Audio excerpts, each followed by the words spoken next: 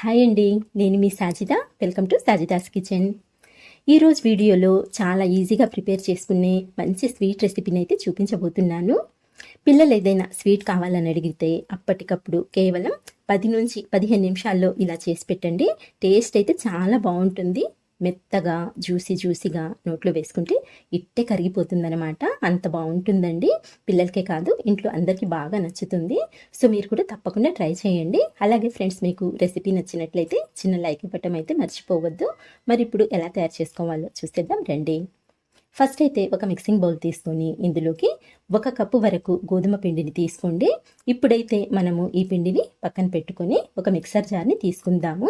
ఇందులోకి ఏ కప్పుతో అయితే మనము పిండి తీసుకున్నామో సేమ్ అదే కప్పుతో 1/2 కప్పు వరకు పచ్చి కొబ్బరి ముక్కల్ని వేసుకోండి. తర్వాత ఇందులోకి ఒక చిన్న ముక్క బెల్లాన్ని కూడా యాడ్ చేసుకోండి. చూడండి, ఇంత వేసుకుంటే సరిపోతుందండి. ఇప్పుడు దీన్ని మెత్తగా గ్రైండ్ చేసి తీసుకోవాలి. చూడండి, ఇలా నీళ్ళేమి పోయకుండా మెత్తగా గ్రైండ్ చేసుకోండి. కొంచెం సాఫ్ట్గానే గ్రైండ్ చేసుకోండి.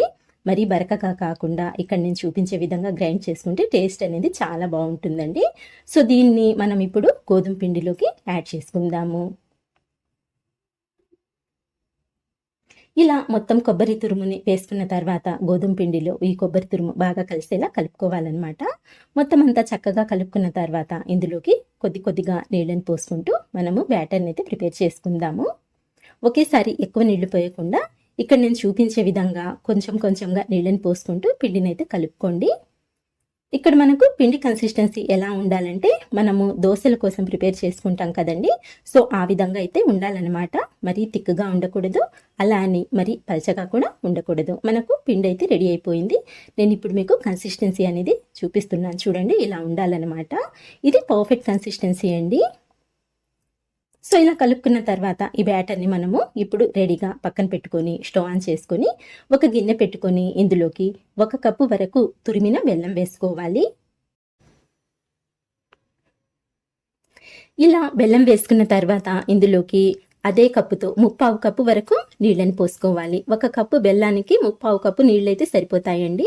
ఇప్పుడు గ్యాస్ని మీడియం ఫ్లేమ్లో పెట్టుకుని ఈ బెల్లాన్ని ఇలా మధ్యలో కలుపుకుంటూ బెల్లం అంతా పూర్తిగా కరిగిపోయేంత వరకు ఉడికించుకోండి. చూడండి, బెల్లం అయితే చక్కగా కరిగిపోయింది కదండి.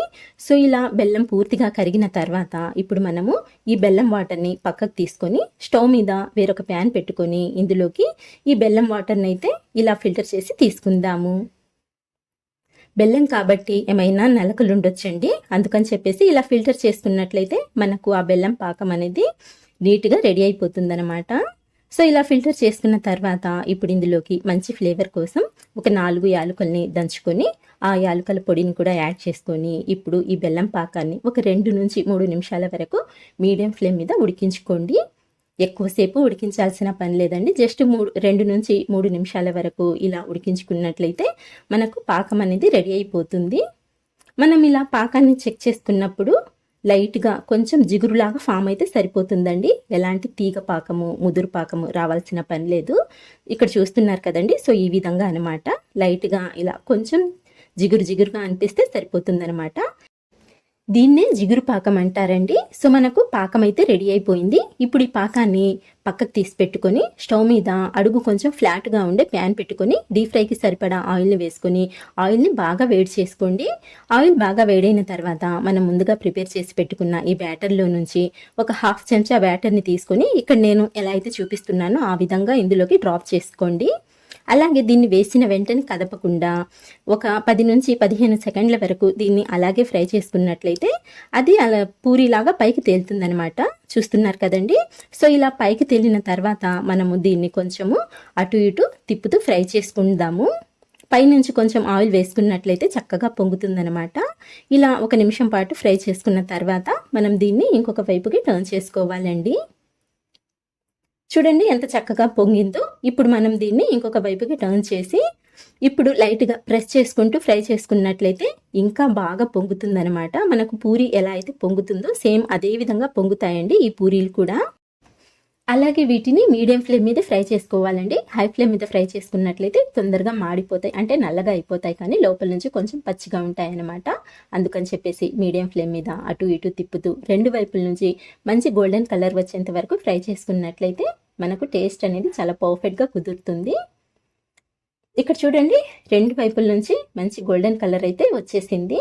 సో ఇలా ఫ్రై అయ్యాక ఈ పూరీలని ఇప్పుడు మనము ఆయిల్లో నుంచి తీసేసుకుందాము. ఇలా ఒక్కొక్కటిగా ఫ్రై చేసుకుంటూ ఫ్రై చేసిన వెంటనే వేడిగా ఉన్నప్పుడే మనము ఈ బెల్లం పాకంలోకి యాడ్ చేసుకొని బాగా డిప్ చేసుకున్నట్లయితే ఇక్కడ నేను ఎలా అయితే చూపిస్తున్నానో ఆ విధంగా కొంచెం ప్రెస్ చేసుకుంటూ అటు ఇటు తిప్పుతూ ఈవెన్గా మనము ఈ పాకంలో అయితే డిప్ చేసుకోవాలండి. అప్పుడే పూరీలు పాకాన్ని చక్కగా పీల్చుకుంటాయి, లోపల నుంచి కూడా జ్యూసీగా సాఫ్ట్గా అయితే వస్తాయన్నమాట. సో ఇదే విధంగా మిగతా వాటిని కూడా మనము పాకంలోకి డిప్ చేసుకొని తీసుకుందాము. అంతేనండి, చాలా ఈజీ, చాలా సింపుల్ అనమాట. టేస్ట్ అయితే సూపర్గా ఉంటుంది.